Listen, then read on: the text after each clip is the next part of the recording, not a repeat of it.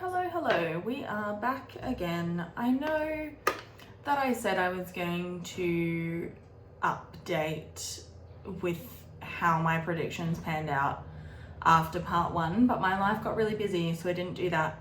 So here we are on the other side of season 3 completely, and I have some thoughts, feelings, and opinions. Probably not all of them correct, but you know, it's what opinions are, I guess. We're gonna run through a brief overview of my thoughts on this, and then I'm gonna read out some of our predictions. I'm gonna announce who won our prediction competition. A lot of mine were not accurate. I think I got 2.5 out of 5. Wasn't very accurate at all. That's fine. You know, maybe if I had been writing the show, it would have been different, but that's fine. Like, it is what it is. Yeah, wowee, what a season. Let's dive in, I guess. Drinking coffee today. I'm not drinking tea. I just ran 14 kilometers, so I'm really tired. I'm sorry if I zone out halfway through this. I really need to take a nap. So I knew this season was going to be a little bit rough for me going in. I'm not the world's biggest Colin and Penelope fan. And you know what? Maybe it's a good thing I'm not, because we don't really see all that much of it. I think my overwhelming thought, as with a lot of people's, I think, is that this show either needs more episodes or it needs to start dropping characters, because there is no time for anything to breathe. Everything is just constantly, things are just constantly happening. And like, that's not really very good exposition. Like, it's thing after thing after thing after. There's no time for anything to settle. And I just, like, that was my biggest complaint with this season, was just that, like, everything both felt too slow but underdeveloped at the same time. The pacing was really weird for me. I think, like, it may have been better.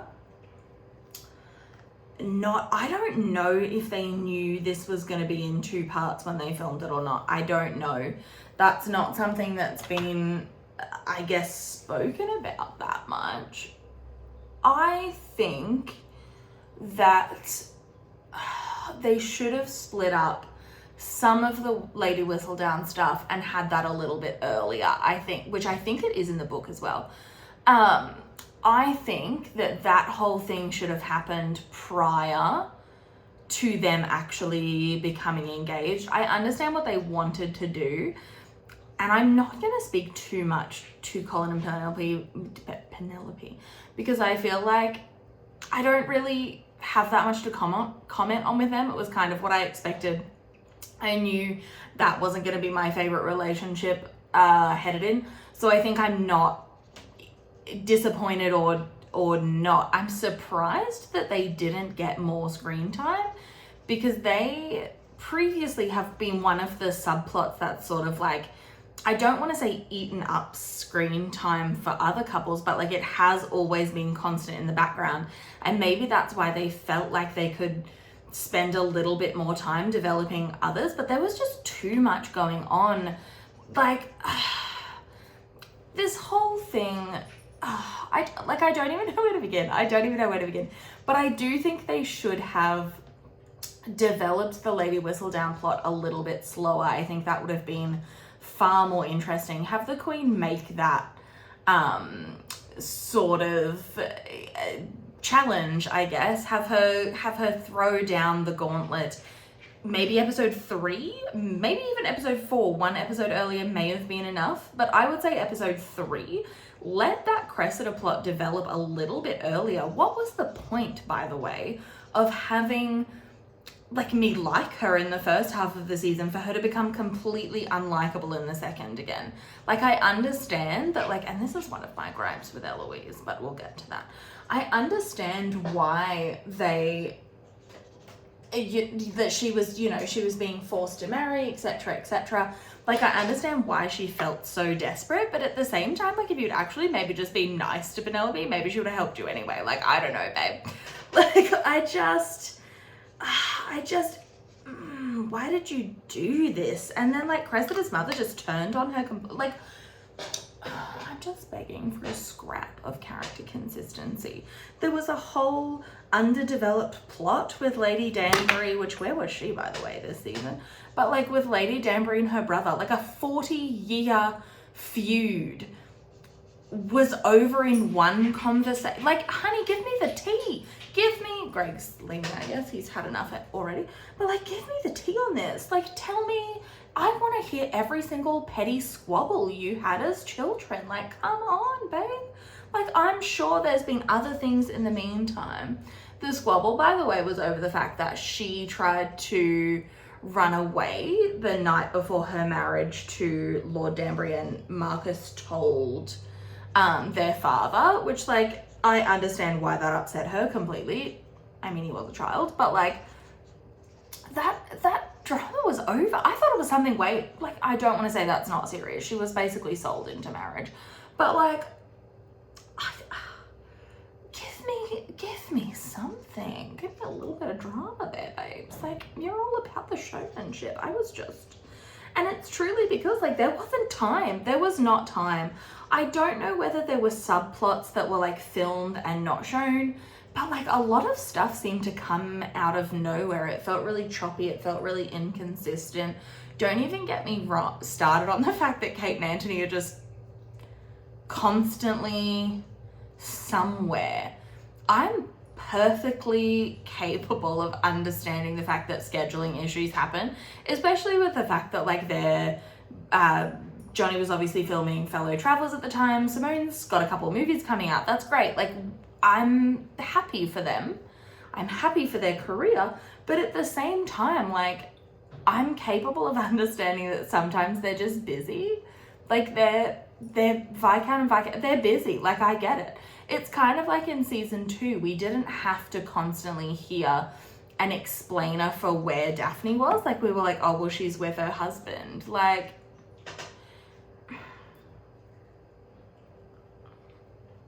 just get rid of some of these subplots or tie some together. Like, some shows are really good at doing, like, what I refer to as odd bod pairings, but, like, have some group couples that will, like, kind of have the same interest, group them together for a plot. Like, if you want to make sure everyone is getting time to do something, okay, sure, but, like, have them do something together to get that exposition. Like, I just don't know. Oh, what were we doing? Like, I don't know. It just, the writing this season felt really inconsistent. Not to mention the fact that, like, we've thrown realistic timelines completely out the window, I think. So in the first episode, this was, like, immediately got me offside RE timelines. And I think if you guys have been watching this channel, or you've, like, known me from Tumblr, you will know what a stickler I am for timelines. But, like, so in episode 1, Violet makes a comment that, like, oh, Kate, like, Anthony and you have only been back from honeymoon for a week, and, like, he's already left you alone. Anthony is somewhere, being a Viscount, I guess. Like, okay, babe, fine. So, like, they've only been back for a week, but Colin arrived that morning. So, like, when did the epilogue happen in which they returned from honeymoon? When was that? Was it a dream sequence? Was it, like, did you forget? I literally don't understand. Like, is it so hard? Is it so hard to keep a timeline consistent? Like, I don't understand. You have so many resources. Like, just rewatch the season before you. Like, I was baffled by this. And then, like, so Kate's pregnant in part 2. Yeah, great. We're all happy to see a little baby Cantony. But, like, so she returned. It's Greg just barking at the neighbor dogs. So then they went away to like continue the honeymoon after episode 1. Like, okay, well, you just had 6 months, but like, okay. And someone had mentioned from the production, I believe it was either a costume or a set designer, someone had mentioned that they had been in India for their honeymoon, okay? Which like already the timeline does not add up if they were there for 6 months, because a quick Google revealed to me, and I assume a quick Google would also have revealed to the writer's room at Netflix, but who knows? Maybe the like app, maybe there's like a site blocker on the Netflix Wi-Fi and they couldn't see Google. I don't know. So it takes 6 months to get to India at this point. So, okay. And Colin's been to like, I don't know, 20 different cities in the 4 months I think they said he's been got, like without the internal combustion engine. When?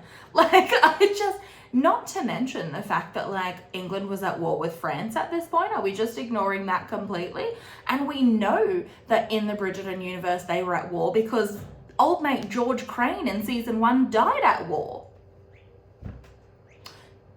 So was Colin just like, oh, dodging bullets? Like, oh my God, I'm so sorry, Napoleon, excuse me. Ugh, my bad. I'll just be really quick. I just need to get some music.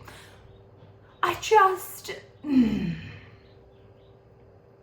can't keep going on about this. I'll be on about this for days. But like, I just don't understand it.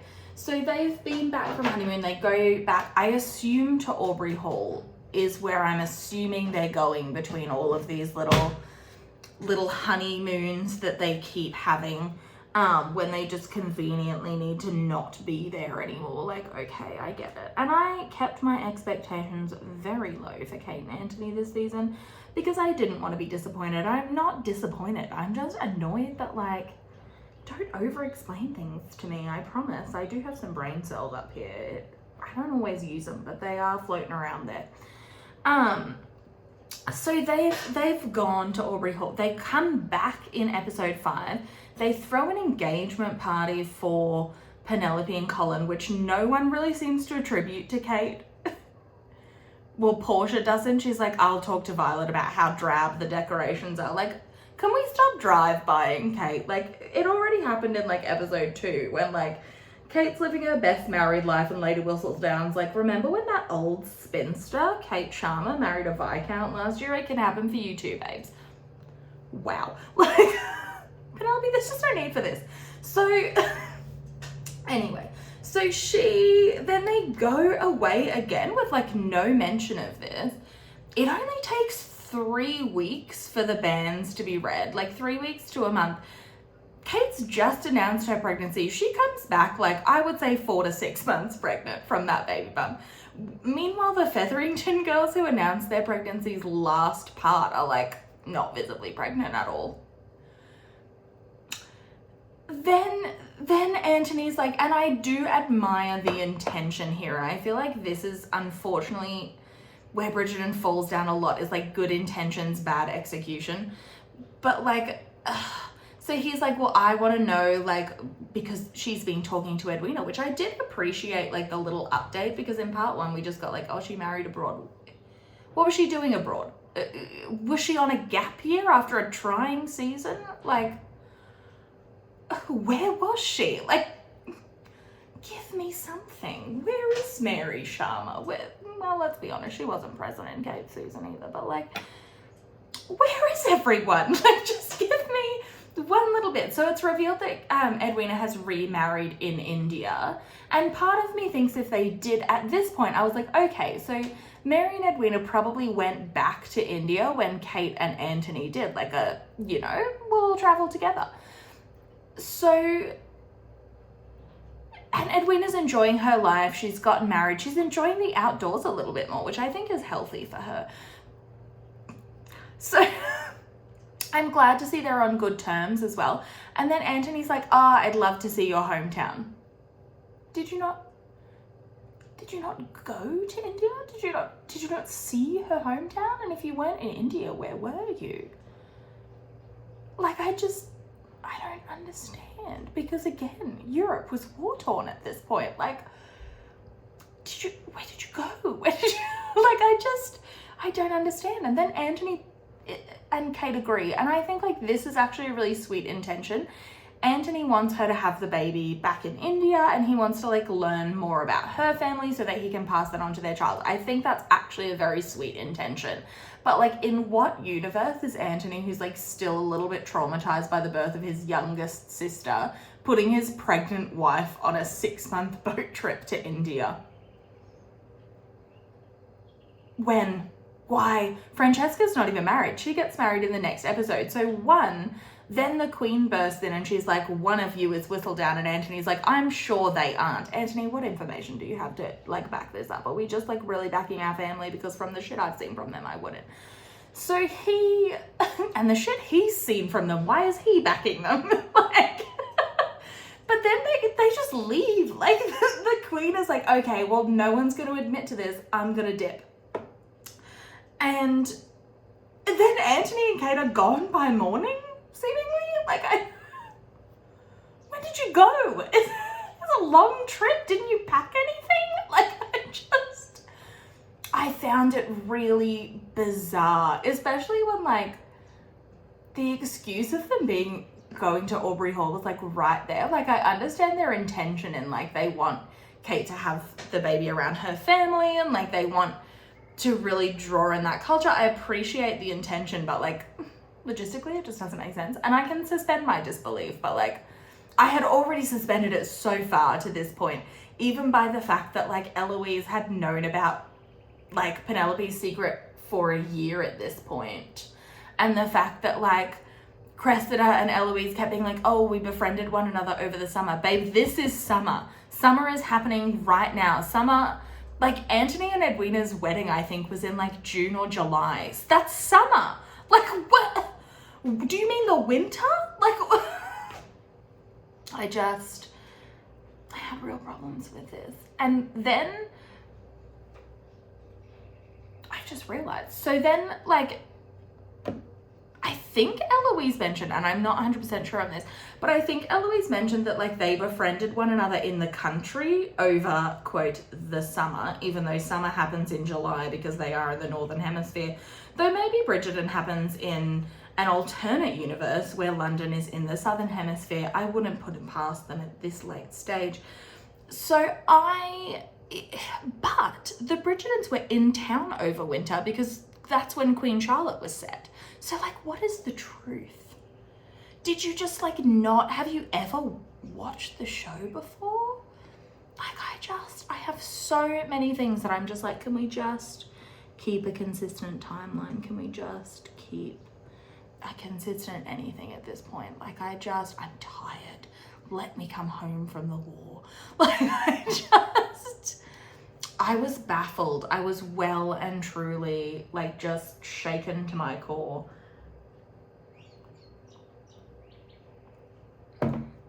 But I do think that, like, part of me is really sad for Penelope and Colin fans because I didn't want you to feel the same way that we Kate and Anthony fans felt, in that, like, a lot of the main, like, there wasn't a lot of time for the main couple to breathe. But, like, here we all are in it together. I do think, like I said, they need to either start dropping characters or, like, get more episodes at this point. Or, like I said, just start combining plot points. Like, Benedict was doing his thing, which, like, okay, so he had a threesome. Yeah, I get it. Yeah, he had his bi-awakening. Happy for the guy. Did we need like 12 scenes of it? And the way it was intercut with, like, I think what was happening with, like, the Queen was truly strange. Like, just the juxtapositioning. I can't remember what scene it was cut into with, but I remember just being like, what a strange juxtapositioning, and is this still going on? Like, is this one instance, or, like, how many days is this over? Because the other thing that was happening was, like, all happening on the same day, so, like, okay. But I also think, like, that either needs to really tie into his plot next season, otherwise, like, what was it for? What was it for? Also, he told someone he wasn't a painter this season, I think I heard, and babe, you went to art school. Like, I don't understand where his plot is going. And I think, like, there are several clues. They mentioned a masquerade, which, like, by the way, Eloise was like, oh, did you think mum would let me miss her masquerade?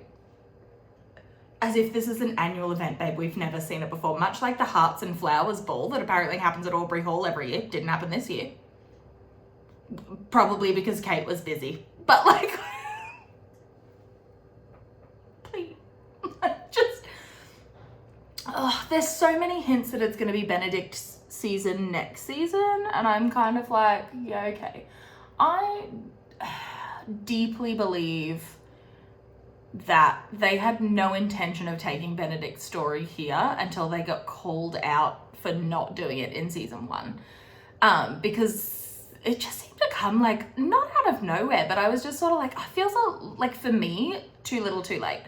And, like, obviously then, so there's the Eloise Cressida thing, there's that whole thing happening, which up until, like, part 2, I was kind of like, Benedict, well, like, why are we even seeing this? This woman's only trait is that, like, she's willing to sleep with you at this point, I feel. And she was, like, a little bit interested in science. Like, we get it, Benedict, you disdain society. Like, we get it. Either move the plot forward or, like, get out of here.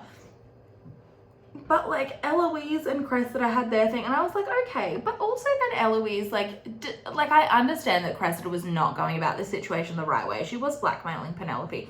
But also, like, you knew how desperate she was to get out of this arranged marriage with someone that was old enough to be her grandfather. Like, why are we not a little bit more sympathetic to this? And in part 1, I had kind of been like, okay, Eloise, I was starting to, like, really get on board because it felt like she was growing to the point where she understood, like, she understood that some women have to marry. Some women, like, that's the only choice they have if they want to get out of their situation. And I felt like she really was starting to understand that, and then, like, it didn't really happen in the latter half of the season. She was kind of just like, oh well, good riddance, Cressida, goodbye, have fun in Wales. Like, can we just get, like, just like a little scrap of consistency? So we had that going on. There was also the Mondrich plot, which I think, like, I like them. I like them as a couple, but, like, that plot did not tie really into anything. It felt really, like, jarringly different to everything else for me. Just have Will be friends with everyone at the club. Like, why?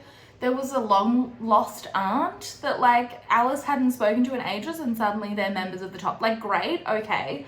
But, like, that would have been the perfect plot to have for them in season 1 when Simon, his friend, was there. No? Why are we doing this now? Like, it just felt really inconsistent for me. Just felt really inconsistent. And then obviously there was Francesca and John.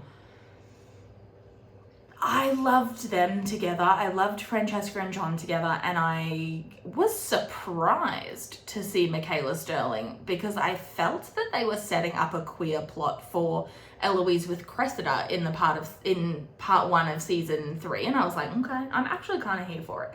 And then even when Michaela Sterling was introduced, I was like, maybe, because they just said that Eloise was going to go to Scotland with them all, and I was like, well, that's new. Maybe actually John and Francesca will ride off into the sunset, and by that I mean sit quietly in one another's company forever. And then Eloise will end up with Michaela. I was like, that'd be kind of cute, like keeping in the family a little bit. And also, like, if John and Francesca knew about it, like, Eloise and Michaela could just end up, like, stay in Scotland together, and they would be like, who cares, you know? A lot of women did that in that time when they were, you know, like, it was, oh, you know, my eccentric uncle who lives with his friend Jonathan, you know, like, that was quite common. But, like, I actually think, the more I think about it, I was surprised, but the more I think about it, Francesca, this little thing, Francesca's story is actually one of the best stories to have that kind of plot, because it is truly about Francesca grieving John and then moving on to the fact that like she can love again, because at the start of her book she's kind of like, no, I just want to get married again because I want to have a baby. Yeah, okay, sweet. And she's kind of like, I love John and I don't think I'm going to find that again. But she like comes to realize that like she can find love again, and that's perfectly okay. And the love that she has with Michael is different, but it doesn't negate the fact that she loved John. Okay, great. That's actually the perfect plot for a queer romance, because like she can come to feel this way towards Michaela, and like she can learn about herself through that way, and that's really what Francesca's story is already about. But like all season, Violet's been like, I don't think you should marry this John guy because you're too similar. Where are the fireworks? And Francesca, and I thought this was really sweet, and I think this is what we all bought into with it, is that John was a very different type of Bridgerton leading man, where he sort of intuitively knew what Francesca was after, and he intuitively understood her, I think. And like they had this really sweet relationship. Francesca, like, even though Violet wouldn't, stood up for herself with the queen, you know? And I think that was a lot of character growth, because she's really seen as this, like, she's the most timid of all of the siblings, and like she's too quiet. That's what Violet's worried about going into this season, is that Francesca is so introverted and so withdrawn that like she won't go out of her comfort zone. And like speaking to the queen, amazing character growth. That's amazing. Like you're out of your comfort zone, you're like fighting for what you want. Amazing, perfect. And then they got married, and Francesca has this look on her face after they kissed that I viewed as like, I feel like there's only one of two things it can be: confusion or disappointment. And then she's like, Violet had just said to her that like, you know, when your father spoke to me for the first time, like I couldn't even tell him my name. I was so like thunderstruck. Well, guess what happens when Michaela and Francesca meet? Francesca can barely even say her name. And this is why I really wanted Netflix to stay away from this plot, because I feel like this show, I worry that this show does not have the subtlety that a storyline like this requires. Because I think I see this playing out one of 2.5 ways. So one is that John dies, and Francesca slowly comes to realize that she has feelings for Michaela, or already knew she had feelings for Michaela, I guess, in this instance. Maybe she doesn't quite recognize them for what they are, because obviously she wouldn't be... Like, I don't think she's really been exposed to the fact that, like, this is a possibility, that, like, some women feel this way. I think, like, probably the brothers know that this happens, but, like, you know, Benedict said himself, he's known a few men like that. He's known a few queer men in his time. And I think that, like, maybe the girls haven't really, like, had that. So I think she's probably not going to maybe understand what those feelings mean for her at the moment. But she'll slowly come to realize that. They'll slowly form a relationship. She... I think maybe will still yearn for children, possibly. Maybe they adopt, and it's great. They live in the Highlands together. But Michaela being a woman introduces a complication to the John dying plot, in that when John died in the books, his next closest relative, Francesca and John didn't have any children, his next closest relative was Michael. Michael became the Earl of Kilmartin. And Michael, because he was in love with Francesca in part, and I think because he didn't really want to feel too much like he was stepping right into John's shoes, because he loved John like a brother. Michael was already in love with John's wife, and he didn't, like, he never asked for this. He never asked to be the Earl, and I think he felt he was, like, stepping into his cousin's grave almost. So he runs away, funnily enough, to India for a few years. He runs away to India, coincidentally, for a few years, and I do think there was a really funny subplot in there, in that, like, possibly Kate and Michaela could have known one another if like they were playing into that whole India thing, but I don't think they really want to, because I don't think they want to admit that India was, you know, basically being invaded through colonization at this point, so they don't really want to talk about that on the show. But so like Michael goes away and he basically allows Francesca to live there. She's basically running the estate for him, and she's allowed a lot of security in the fact that like she and Michael were basically really good friends, and like she knows Michael's not going to kick her out, he's not going to do anything, you know, like. But this introduces a complication in the fact that like Michaela's not going to be the Earl. So I see that either going one of two ways. Either there's going to be another Earl, or John and Francesca have a baby before he dies. I'm not sure how that works out. The second option is that John, and maybe he's asexual, we don't know. But like John, I think, stays alive and he sees the connection between his wife and his cousin, and maybe they just sort of like, John either becomes they stay married and like Francesca has this relationship with Michaela. I'm not really sure. And I think like maybe that would be a fun way to show like a different kind of relationship. And I'm not saying there's no affection between John and Francesca, but the way they've set it up feels very much like it seems that Francesca mistook what she found was companionship with John as love. Like, I'm not really sure. Maybe I'm reading that scene wrong. Maybe I'm not. I don't know. But I think like that is actually the problem with what they've done. It's not the fact that this would be, I would not like this if it was a man as well. Like, I actually kind of think it's interesting to see in an adaptation. I love when they make bold changes like this in adaptations, as long as it pays off. Because I think what a lot of people loved with John, Francesca, Michael's story is that it's this really slow burn, like, arc of growth for all characters. Well, apart from John, R.I.P. But like, it's for both of those characters, it's a really slow growth. And I just don't know if we're gonna get that now. I feel like the way they've introduced it has maybe like, let's be honest, we don't truly know enough information about this to be like super annoyed about it yet, but yeah, I don't know. I don't really know where Eloise's story is going. I don't know. And part of me is like a little bit peeved that if they've introduced Michaela, like, her and Eloise aren't gonna end up together, because I actually think that would be a really good way. You wouldn't have to kill off Marina. Like, I know Marina's not living her best life. I know she's not in love with Philip, but that doesn't mean she has to die. Like, you know? And I think like that would have been a really, because we've kind of left that plot behind. And I don't know whether, like, they were not mentioned at all. And this brings me to another thing, in that there were really, like, no consequences for Lady Whistledown. And I don't know how that's going to go, because she's still writing this column. In the book, she stops. But, like, everyone knows it's her. How is she going to get information now? Like, no one's going to say anything around her. Like,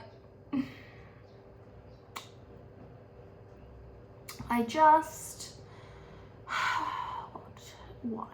You know? Not to mention, like, why was the Queen being so dramatic about it if then she was just gonna be like, it's okay, just like don't write anything nasty anymore? That isn't even what she said. She was just like, okay then, you do you, boo. Like, what was the point of that? Not to mention the fact that that was so dramatic. And then we didn't even get to see Kate and Anthony's baby. Did they have it? I don't know. Maybe she'll return from India 48 months pregnant. Like,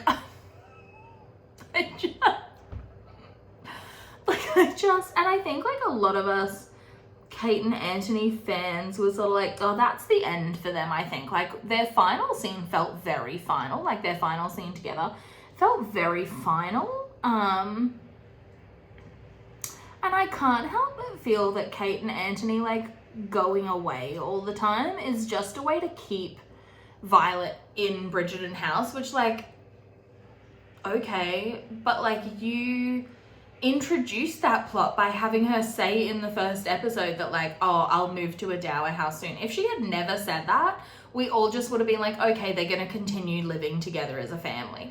And then they even like, they fixed that loophole themselves, because like Kate even was like, I don't really care. Like in India, families remain together all the time. It's not that weird. So like, I don't really care. I'm happy that you're here. Great, you fixed it yourself. Why are we like making all these things to try and a lot of us were like, oh well, Kate and Anthony like probably won't be in it anymore. And then like I just watched an interview with Simone Ashley before where she was like, no, Kate's here to stay. Like, babe, what is she gonna be doing? Like, I love you and I'm happy to see your stunning face on my TV always, but like, what is she gonna be doing? Like, baffles me. And I didn't hate this season. I think there was a lot to love about this season, but they are getting themselves into knots with this timeline. I did fully hate the costuming this season though, I will say. I don't know what happened. I don't know if they changed costume designers or if it's just the fact that the showrunner has changed and maybe like the direction they're taking is different. I'm not sure. But I really did fully not like the costumes this season. I understand. So I felt like everyone had iPhone face this season. Like when they say that like it doesn't work because I can tell that person's seen an iPhone. Like the music was, the makeup's a little more modern, and like Bridgerton has never been period accurate. Don't get me wrong, that is not what any of us are watching this show for. But like, it used to be a little bit closer, I feel. I'm not gonna use that one actually. It used to be a little bit closer, and now like, everything feels over embellished. Everything feels like the Featheringtons were supposed to be the like really flashy dresses, and now like, I don't know. We use this Bridgerton palette in celebration. I haven't got any of the new Bridgerton makeup because last time I looked, you couldn't get it shipped to Australia. I don't know. Maybe I was wrong. Maybe I didn't look in the right place, but like I have not been able to find it available in Australia. So that's a little bit sad. I did get some of the Lush Bridgerton products though, and like the body wash is so good. The rose scented body wash I bought one, and I bought one of the like, it's like a body balm and it's shaped like a bee, and it is so nice. I went and bought another one of them because like I don't want them to stop selling that scent. This has been my issue with Lush for such a long time, is that whenever I find something I like, it's like a limited edition scent, but I've subverted them this time and I've bought multiples, and I will keep them in my little cosmetics fridge and I'll keep them fresh. But anyway, that's a really nice collaboration if you're like looking for something. And Kitsch has some really cute satin pillowcases as well if you're like looking for Bridgerton merch this season. But anyway, no, I have not been able to find the makeup available in Australia. What was I saying before that? So costumes. So the Featheringtons used to be like the really flashy dresser. Everything was over embellished. Everything was floral. Everything was really bright colors. And like, I'm not annoyed that other people are like dressing, but like everyone was dressed like that this season. Everyone was like, I don't know. And I understand what they were trying to do, bringing Kate into the like Bridgerton color scheme, but like the absolute audacity they had to stop dressing her in jewel tones altogether, I felt was shocking. They are so lucky that like Simone Ashley could wear a paper bag and like pull it off. And like, I obviously am not of South Asian heritage, so I can't speak to like what they were doing with regards to bringing her heritage into her costuming. I can't speak to that. I don't know if you hated it or not. I will say that like saying that you dressed her in the color of spice felt a bit weird to me. Stop doing that. Stop it. I didn't enjoy the costuming this season. I thought I thought the music was good. I always loved the sets. I love that like everything is like dramatic wallpaper, and like I really loved what they did there. I loved the like really subtle hints in Bridgerton house that like Violet is not really the lady of the house anymore. Like I really enjoyed how they did that.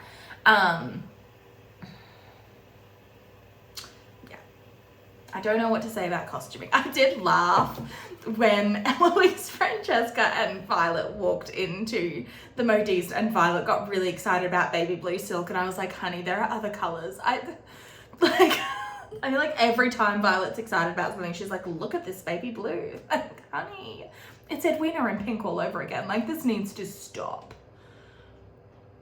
I didn't hate Violet's plot with Marcus. I'm like happy she's happy.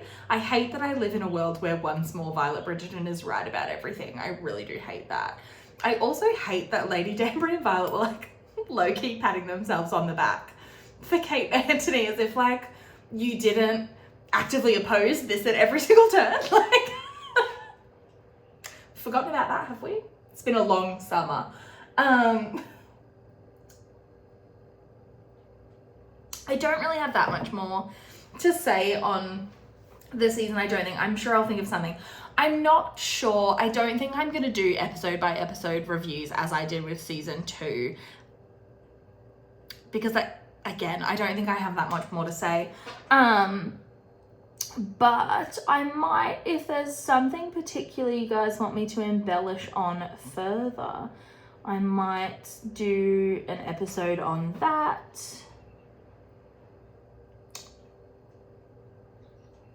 I might do an episode on that instead of doing like episode by episode, because I don't really think I have that much more to say about it. I think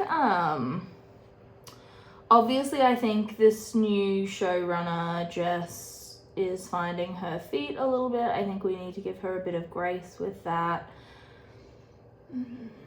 Maybe Shonda should get down and ask for CBD back. I don't know, whatever.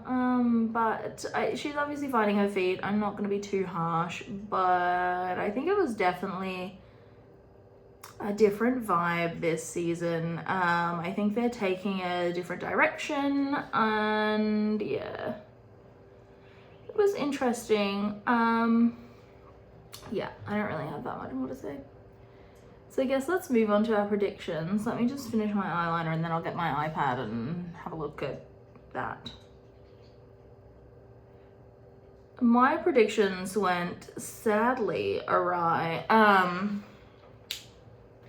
After like the first one I was like, look at me, I've nailed this. And then like it went further and further on and I was like, I've not nailed this. Let me get them up.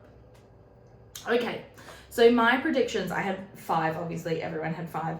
So I had 5. 1, Kate and Anthony appear in 3 episodes. They did appear in 3 episodes. Yeah, 3. Yeah, 3.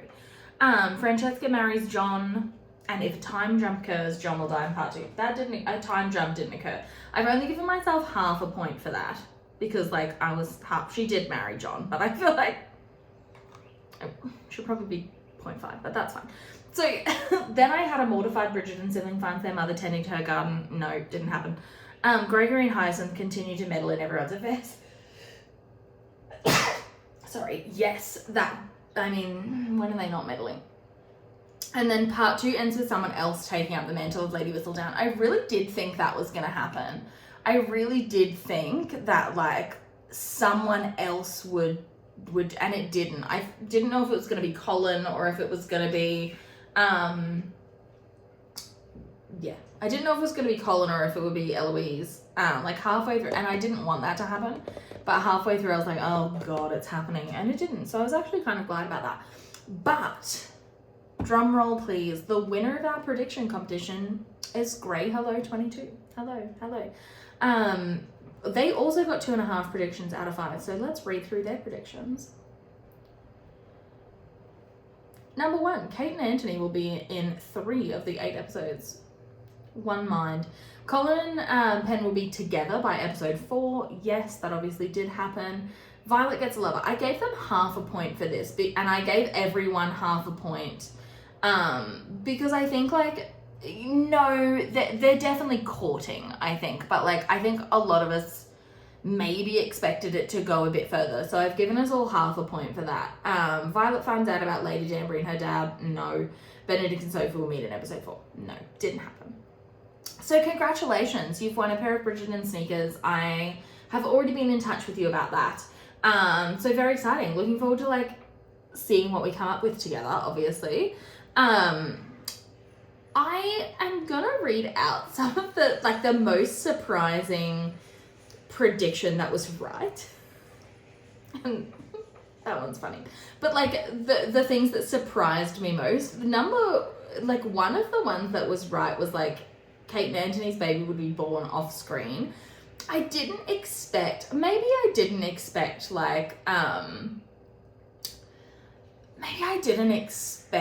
for the baby to be born on screen, but I didn't expect to not see the baby at all, I think was the surprise for me.